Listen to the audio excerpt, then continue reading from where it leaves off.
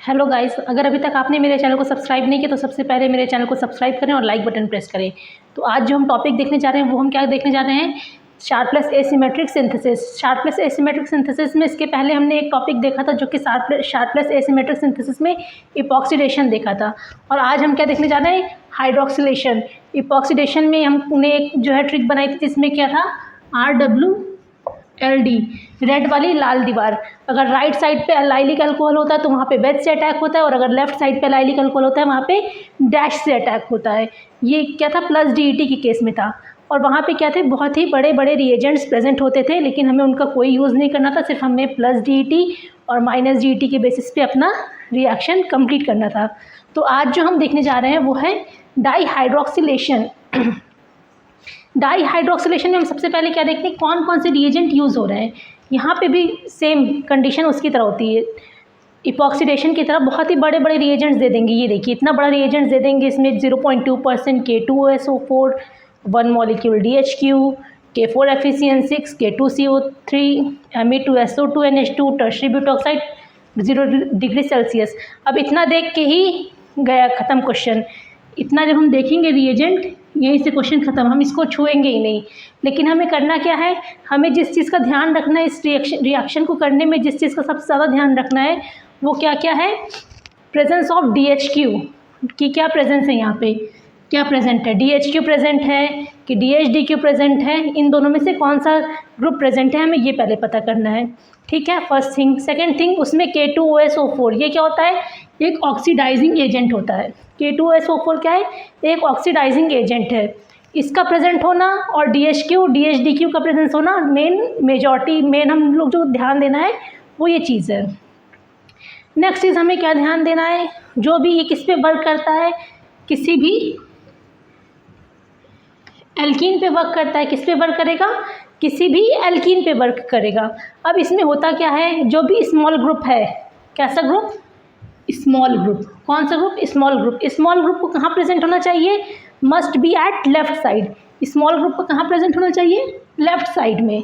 तो अब small group को लेफ्ट साइड में होने के लिए अगर हमने ये एल्कीन लिया है तो यहाँ पे लेफ्ट साइड ये है, तो स्मॉल ग्रुप का यहाँ पे प्रेजेंट होना चाहिए, या तो स्मॉल ग्रुप को यहाँ पे प्रेजेंट होना चाहिए। इन दोनों में से कोई एक कंडीशन होगी। अब मीडियम और लार्ज ग्रुप का क्या है, मीडियम यहाँ भी प्रेजेंट हो सकता है, मीडियम यहाँ भी प्रेजेंट हो सकता है, लार्ज यहाँ भी प्रेजेंट हो सकता है, लार्ज यहाँ भी प्रेजेंट हो सकता है, मीडियम यहाँ भी और यहाँ भी। तो मीडियम और लार्ज कहीं भी प्रेजेंट हो सकते हैं, लेकिन स्मॉल ग्रुप का कहाँ पे होना ज़रूरी है, लेफ्ट साइड पे होना बहुत ज़रूरी है। तो अब करना क्या है, मान लीजिए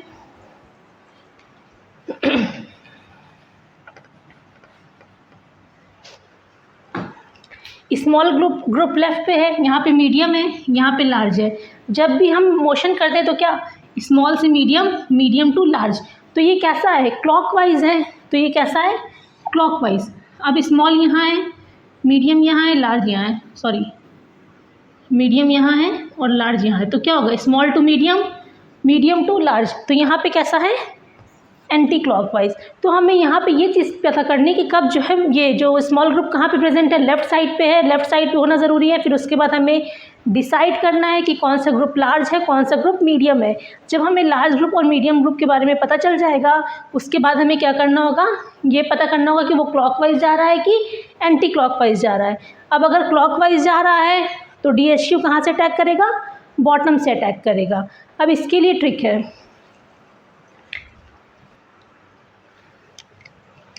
क्लॉकवाइज है तो क्लॉकवाइज का क्या, कॉलेज।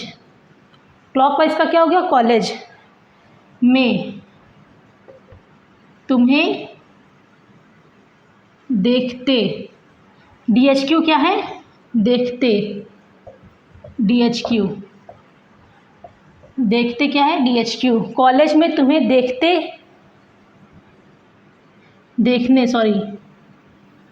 देखने का बहाना, बहाना क्या है, बॉटम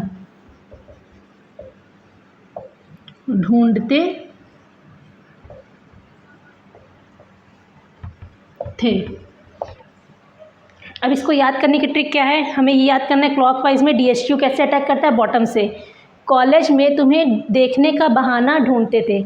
यहाँ पे कॉलेज में सबकी क्रश वगैरह होती हैं, होती या होते हैं, नहीं है तो बहुत अच्छी बात है, ये एक ट्रिक है बस। कॉलेज में, कॉलेज का मतलब क्लॉकवाइज, में तुम्हें देखने का मतलब DHQ का बहाना, बहाना मतलब किससे, बॉटम से अटैक करेगा, ढूंढते थे। तो जब क्लॉकवाइज होगा DHQ तब अटैक कहाँ से होगा, बॉटम से। अब इसको याद करने के लिए ट्रिक, ये भी क्या है, क्लॉकवाइज, तो कॉलेज में तुम्हें देखते देखते ही धड़कन, धड़कन क्या है, DHDQ, धड़कन क्या है, DHDQ। कॉलेज में तुम्हें देखते ही धड़कन तेज हो जाती थी। तेज का क्या होगा, टॉप से, तेज का मतलब किससे है, टॉप से। तो पहले वाले के लिए ट्रिक क्या है, कॉलेज में तुम्हें देखने का बहाना ढूंढते थे, मतलब क्लॉकवाइज होगा तो देखेंगे DHQ, बॉटम में बहाना, DHDQ में क्लॉकवाइज, क्लॉकवाइज में क्या है, कॉलेज तुम्हें देखने से धड़कन, धड़कन का क्या है, DHDQ, तेज़, तेज़ मतलब टॉप से अटैक करेगा, हो जाती थी। तो यहाँ पे हमने ये देखा, अगर क्लॉकवाइज रहेगा तो DHQ अगर है तो वहाँ पे बॉटम से अटैक करेगा, अगर DHDQ है तो टॉप से अटैक करेगा, और इसी का अपोजिट एंटी क्लॉकवाइज में इसका अपोजिट हो जाएगा। तो हमने एक याद कर लिया, इसको हम अपोजिट वाला अपने आप उसको अंडरस्टैंडिंग।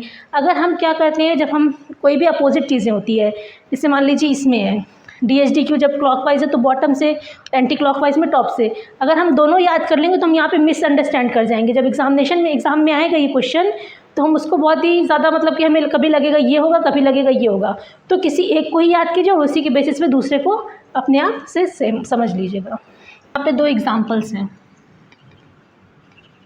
यहाँ पे हम सबसे पहले क्या डिसाइड करेंगे, कौन सा ग्रुप लार्ज है, कौन सा ग्रुप मीडियम है, कौन सा ग्रुप स्मॉल है। तो अब यहाँ पे हम देखें तो ये कैसा ग्रुप है, H, स्मॉल, और ये लार्ज, और ये मीडियम।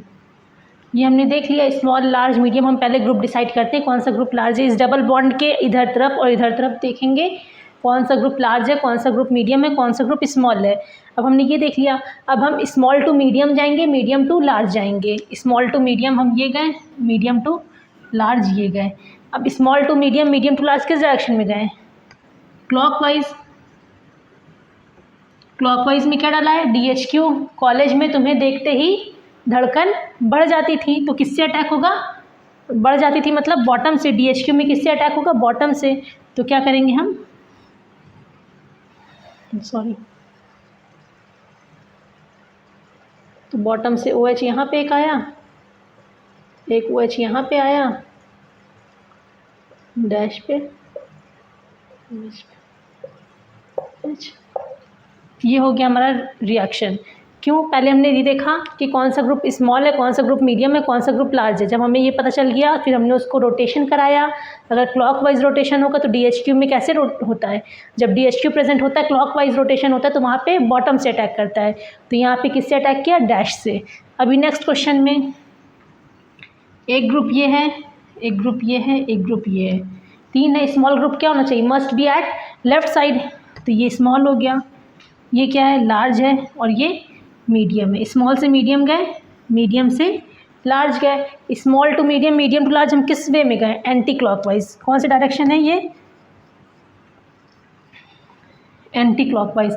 एंटी क्लॉकवाइज में DHDQ में क्या होता है, डैश से अटैक होता है। किससे अटैक होता है, डैश से। तो यहाँ पे क्या होगा, डैश पे OH, OH पे H, डैश पे OH, OH पे H, COOET। तो यहाँ पे सबसे पहले हमें याद ये करना है कि किसमें सबसे पहला स्टेप हमें क्या प्रोसीड करना है, small group must be at left side. जो भी लेफ्ट साइड पे ग्रुप होगा उसी को हम स्मॉल ग्रुप लेंगे। नेक्स्ट उसको हम रोटेशन करवाएंगे, क्लॉकवाइज है कि एंटी क्लॉक। फिर हम डिसाइड करेंगे कि whether it is medium, large और स्मॉल। फिर उसके बाद हम उसको रोटेशन करवाएंगे क्लॉकवाइज और एंटी क्लॉकवाइज। क्लॉकवाइज अगर रहेगा, DHQ रहेगा, तो वहाँ पे अटैक बॉटम से होता है। इसका ट्रिक क्या है, कॉलेज में तुम्हें देखते ही धड़कनें बढ़ जाती हैं। फिर उसके बाद अगर DHDQ होगा और क्लॉकवाइज होगा तो कॉलेज में तुम्हें देखते ही धड़कन तेज़ होने लगती है। तो ये हो गया इन दोनों का ट्रिक और ये हो गए 2 क्वेश्चन। अब एक क्वेश्चन और है, ये ग्रुप है, ये है,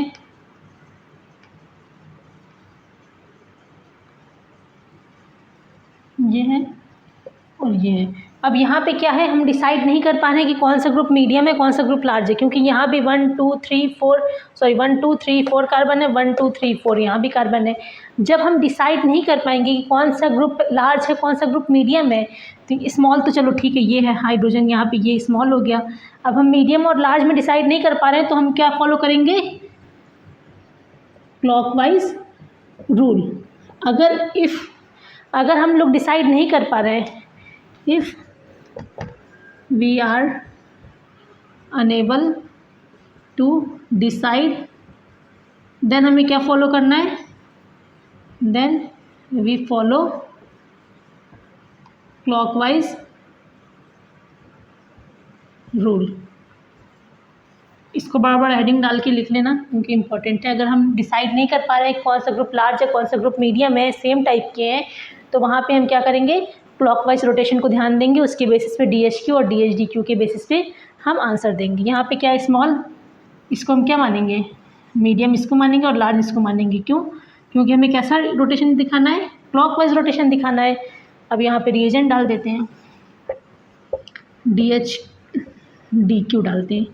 DHDQ डालते हैं तो किससे अटैक होता है, टॉप से अटैक होता है। तो यहाँ पे क्या प्रोडक्ट बनेगा, OH, यहाँ पे OH, ये डैश पे H, ये डैश पे H। तो यहाँ पे हमने क्या देखा है कि अगर हम डिसाइड नहीं कर पा रहे हैं कि कौन सा ग्रुप अटैक करेगा, कौन सा ग्रुप लार्ज है, कौन सा ग्रुप मीडियम है, तो वहाँ पे हम क्या करेंगे, क्लॉकवाइज रोटेशन को ही फॉलो करेंगे। और जब हम वहाँ पे क्लॉकवाइज रोटेशन को फॉलो करेंगे तो क्लॉकवाइज वाले रूल को भी फॉलो करेंगे। DHQ होगा तो डैश से अटैक होगा और DHDQ होगा तो वेज से अटैक होगा। तो ये हमारा एसिमेट्रिक सिंथेसिस में शार्पलेस एसिमेट्रिक सिंथेसिस खत्म होता है और मोस्टली रिएजेंट्स भी हमारे खत्म हो चुके हैं। अब जो भी बचे हों वो आप हमें कमेंट सेक्शन में बता सकते हैं।